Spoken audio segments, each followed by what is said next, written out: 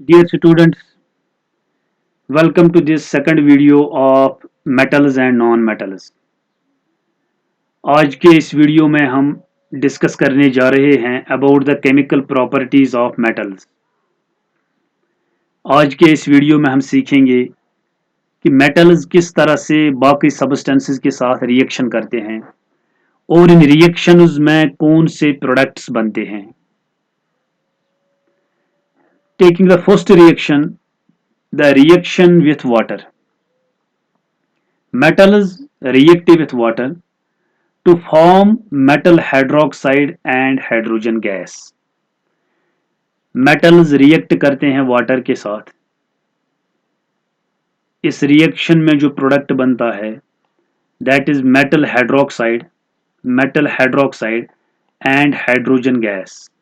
दो प्रोडक्ट्स इसमें बनते हैं, metal hydroxide and hydrogen gas. For example, sodium, a metal in solid state reacts with water in liquid state to form sodium hydroxide in aqueous state and hydrogen gas। इस तरह से ये reaction होती है। Metals react हो जाते हैं water के साथ और प्रोडक्ट में इसमें बनता है मेटल हाइड्रोक्साइड और हाइड्रोजन गैस। ये रिएक्शन डिपेंड करती है कि मेटल कितना रिएक्टिव है। अगर रिएक्टिव मेटल है तो ये रिएक्शन जल्दी हो जाती है। अगर ऐसा मेटल है जिसकी रिएक्टिविटी कम है तो इस रिएक्शन में फिर टाइम लगता है। अगर हम वाटर की जगह स्टीम का इस्तेमाल करेंगे, स्टीम, इसमें मेटल हाइड्रोक्साइड की जगह मेटल ऑक्साइड बनता है। That is metals react with steam to form metal oxide and hydrogen gas. अगर हम स्टीम का इस्तेमाल करते हैं तो मेटल हाइड्रोक्साइड की जगह मेटल ऑक्साइड बनता है।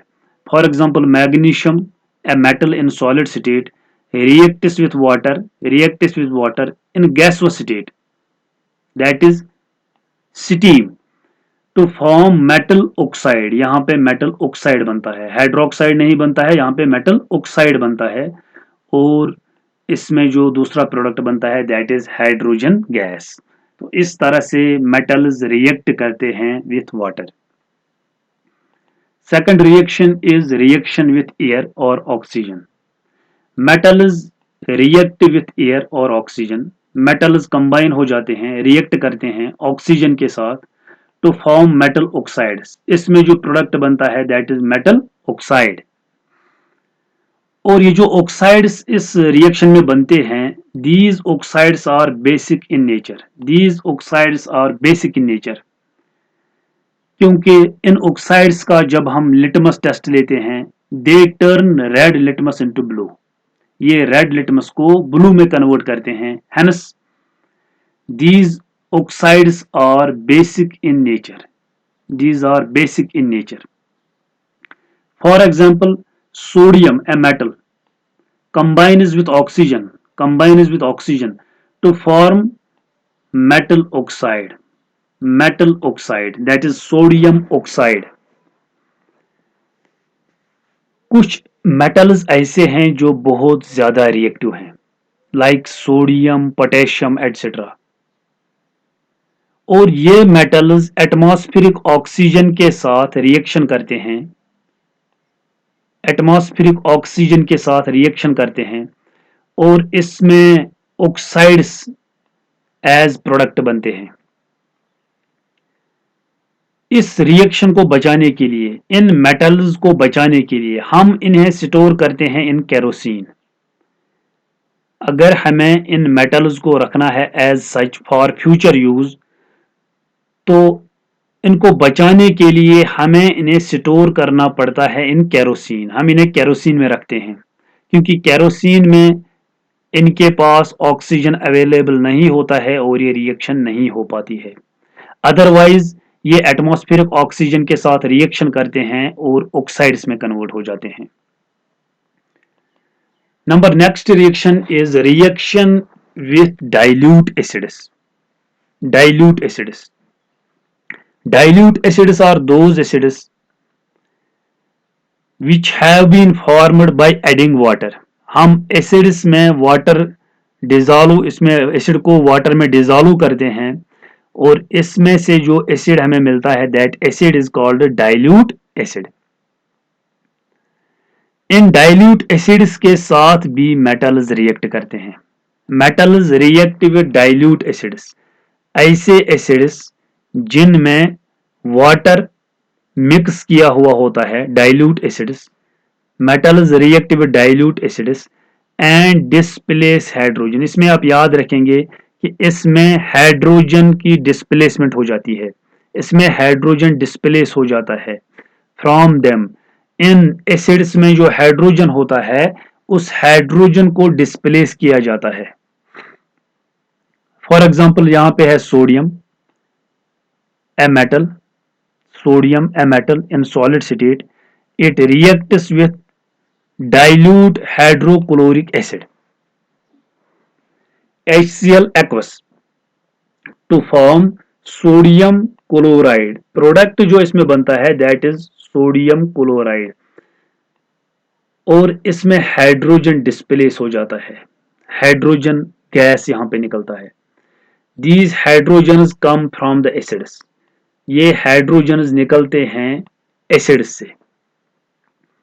HCl, HCl में क्लोरीन जो है दैट दिस Cl ये रिएक्ट करता है सोडियम के साथ और बनाता है NaCl, और हाइड्रोजन्स कंबाइन हो जाते हैं और बनाते हैं हाइड्रोजन गैस। इस तरह से इसमें हाइड्रोजन डिस्प्लेस हो जाता है। लेकिन कुछ मेटल्स ऐसे हैं जो हाइड्रोजन को डिस्प्लेस नहीं कर सकते हैं, उसमें आते हैं metals like copper, silver, gold etcetera. Being less reactive, इनकी रिएक्टिविटी उतनी ज्यादा नहीं है, ये उतने ताकतवर एलिमेंट नहीं है, उतने पावरफुल एलिमेंट नहीं है जो हाइड्रोजन को एसिड से डिस्प्लेस कर सकें। हेंस ये ऐसे सब्सटेंसेस हैं जो इन एसिड्स, डाइल्यूट एसिड्स के साथ रिएक्शन नहीं करते हैं, क्योंकि इनमें उतनी ताकत नहीं होती है कि ये हाइड्रोजन को एसिड से डिस्प्लेस कर सकें। These substances, these metals do not react with acids। तो बाकी मेटल्स जो हैं वो रिएक्ट करते हैं डाइल्यूट एसिड्स के साथ और इसमें हाइड्रोजन को डिस्प्लेस करते हैं। अब ये जो इसमें मेटल्स बचते हैं जो कि लेस रिएक्टिव हैं, ये इस डाइल्यूट एसिड सॉल्यूशन में डिसॉल्व नहीं हो जाते हैं। इनके लिए साइंटिस्ट्स ने एक अलग केमिकल तैयार किया है जिस केमिकल में ये डिसॉल्व हो जाते हैं। उस केमिकल का नाम है aqua regia. Aqua regia, what is aqua regia? Aqua regia is a freshly prepared mixture of 1 part of concentrated nitric acid। Aqua regia एक ऐसा केमिकल है जिस केमिकल में क्या होता है, 1 part of concentrated nitric acid, एक पार्ट इसमें होता है concentrated nitric acid का, और 3 पार्ट्स इसमें होते हैं concentrated hydrochloric acid। 3 पार्ट्स इसमें होते हैं concentrated hydrochloric acid. It is a highly corrosive fuming liquid, ये कोरोसिव लिक्विड है, फ्यूमिंग, इसमें फ्यूम्स निकलते हैं। Which can dissolve all metals, इसमें हर कोई मेटल डिसॉल्व हो सकता है। Even gold and platinum, gold and platinum ऐसे मेटल्स हैं इनको अगर हम कंसंट्रेटेड हाइड्रोक्लोरिक एसिड में डालेंगे तो ये डिसॉल्व नहीं होते हैं, कंसंट्रेटेड नाइट्रिक एसिड में डालेंगे तो उसमें भी डिसॉल्व नहीं होते हैं। लेकिन जब हम ये मिक्सचर तैयार करते हैं, मिक्सचर, एक्वा रिजिया मिक्सचर, इसमें हम 1 पार्ट लेते हैं नाइट्रिक एसिड का और 3 पार्ट्स लेते हैं हाइड्रोक्लोरिक एसिड का, और इसमें जो मिक्सचर बनता है उस मिक्सचर को नाम देते हैं हम एक्वा रिजिया। इस एक्वा रिजिया में गोल्ड और प्लैटिनम भी डिसॉल्व हो जाता है।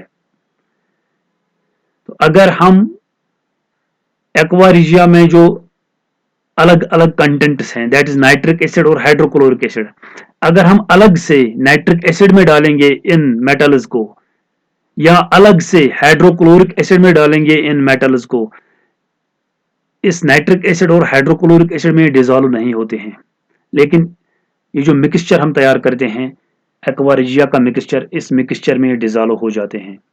ऐसे मेटल्स भी जो मेटल्स लेस रिएक्टिव हैं, ऐसे मेटल्स जो एसिड्स में से हाइड्रोजन को नहीं निकाल पाते हैं, वो मेटल्स भी एक्वा रिजिया में डिसॉल्व हो जाते हैं। Hence 1 part of nitric acid and 3 parts of hydrochloric acid.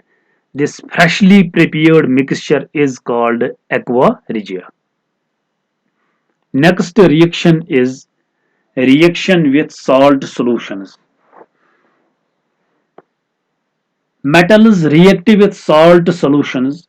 In these reactions, a more reactive metal displaces a less reactive metal from its salt solution. Hence, a displacement reaction takes place. Displacement reaction already हमने discuss की है, जो पहला lesson है chemistry का, chemical reactions and equations. Displacement reaction में क्या होता है, एक ताकतवर मेटल, एक पावरफुल मेटल, एक reactive metal less reactive metal को उसके साल्ट में से बाहर निकालता है। डिस्प्लेसमेंट रिएक्शन हो जाती है यहां पर, ये डिस्प्लेस करता है इसे, ये इसे बाहर निकालता है। फॉर एग्जाम्पल जिंक, जो कि एक मोर रिएक्टिव मेटल है देन कॉपर, ये कॉपर से ज्यादा रिएक्टिव है। ये कॉपर को अपने साल्ट में, रिमेंबर दिस, ये कॉपर को उसके साल्ट में से निकाल देता है। Hence this is the reaction with salt solutions. Copper sulphate एक साल्ट है, इसको हम डिसॉल्व करते हैं वाटर में और इसमें ऐड करते हैं जिंक। तो जिंक क्या करता है इसमें, ये कॉपर को बाहर निकालता है और खुद प्रोडक्ट बनाता है सल्फेट के साथ। यहां पे प्रोडक्ट बनता है zinc sulphate. Zinc sulphate, zinc combine हो जाता है SO4 के साथ और उसके बाद ये वाटर में डिसॉल्व होता है, जिंक सल्फेट इसमें बनता है और कॉपर, कॉपर सॉलिड स्टेट में कलेक्ट हो जाता है इसमें। This is a displacement reaction, A displacement reaction.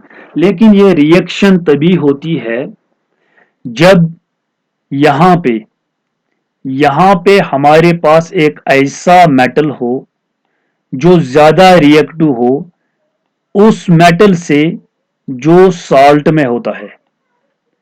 अगर ये मेटल ज्यादा रिएक्टिव है इस मेटल से, ये रिएक्शन तभी होती है, तभी ये इसको डिस्प्लेस कर सकता है। अगर जिंक की जगह हम किसी ऐसे एलिमेंट को लेंगे, किसी ऐसे मेटल को लेंगे जो कि लेस रिएक्टिव है देन कॉपर, तब ये रिएक्शन नहीं होती है। इसलिए यहां पे हमें यूज करना पड़ता है, इस्तेमाल करना पड़ता है एक्टिविटी सीरीज का। Here comes the concept of activity series or reactivity series. What is activity series or reactivity series of metals? The arrangement of metals in a vertical column. हम metals को arrange करते हैं in a vertical column. हम metals को arrange करते हैं in a vertical column like this, in a vertical column. In the order of decreasing reactivities. इसमें हम एक ऑर्डर लेते हैं दैट इज डिक्रीजिंग रिएक्टिविटीज। ऊपर हम ऐसे मेटल को रखते हैं जिसकी रिएक्टिविटी सबसे ज्यादा हो, जिसकी एक्टिविटी सबसे ज्यादा हो, और उसके बाद उससे कम वाले मेटल को लाते हैं, उसके नीचे रखते हैं। इस तरह से हमें एक लाइन मिलती है, हमें एक अरेंजमेंट मिलता है, हमें एक वर्टिकल कॉलम मिलता है जिसमें हम मेटल्स को अरेंज करते हैं in the order of decreasing reactivity. इसी सीरीज को एक्टिविटी सीरीज या रिएक्टिविटी सीरीज का नाम दिया जाता है। इस एक्टिविटी और रिएक्टिविटी सीरीज में जो टॉप वाला एलिमेंट होता है, टॉप वाला एलिमेंट वो सबसे ज्यादा रिएक्टिव होता है और बॉटम वाला एलिमेंट इसमें सबसे कम रिएक्टिव होता है। और इस एक्टिविटी सीरीज और रिएक्टिविटी सीरीज में ही हमें पता चलता है कौन एलिमेंट किस एलिमेंट को डिस्प्लेस कर सकता है। And this is the activity series of some of the important metals of periodic table. ये कुछ इम्पोर्टेंट मेटल्स हैं, इनको हमने अरेंज किया है इन एक्टिविटी सीरीज। इसमें पहला एलिमेंट जो आता है that is potassium. In in metals में जो यहाँ पे इस एक्टिविटी सीरीज में है, इन मेटल्स में सबसे ज्यादा जो रिएक्टिव एलिमेंट है, एक्टिव एलिमेंट है, दैट इज पोटेशियम। पोटेशियम इन सब एलिमेंट्स को उनके साल्ट्स में से निकाल सकता है, इनके साल्ट्स में से निकाल सकता है।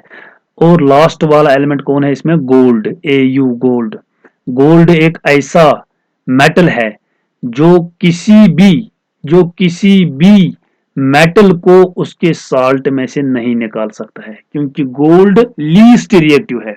सबसे कम रिएक्टिविटी इसकी है गोल्ड की, और सबसे ज्यादा रिएक्टिविटी है पोटेशियम की। बाकी एलिमेंट्स इन दो के दरमियान है। इसमें इसमें आप देख सकते हैं यहाँ पे this is hydrogen, this is hydrogen. अभी अभी हमने एक रिएक्शन डिस्कस की, reaction of metals with dilute acids, reaction of metals with dilute acids. I will go back. Reaction of metals with dilute acids. This reaction. इसमें मैंने आपको बताया this, ये आप याद रखेंगे। Metals like copper, silver and gold being less reactive cannot displace hydrogen from acids. ये displace नहीं कर सकते हैं हाइड्रोजन को। डिस्प्लेस क्यों नहीं कर सकते हैं? क्योंकि ये मेटल्स ऐसे हैं जो एक्टिविटी सीरीज में हाइड्रोजन के नीचे आते हैं, इनकी रिएक्टिविटी कम है हाइड्रोजन से, इसलिए ये उसको डिस्प्लेस नहीं कर सकते हैं। और अगर हमारे पास फॉर एग्जांपल जिंक है, जिंक, और यहाँ पे सिल्वर का कोई कंपाउंड है, तो जिंक सिल्वर को डिस्प्लेस कर सकता है, जिंक सिल्वर को डिस्प्लेस कर सकता है। सिल्वर जिंक के कंपाउंड में से जिंक को डिस्प्लेस नहीं कर सकता है। तो this is all about today. Thank you very much.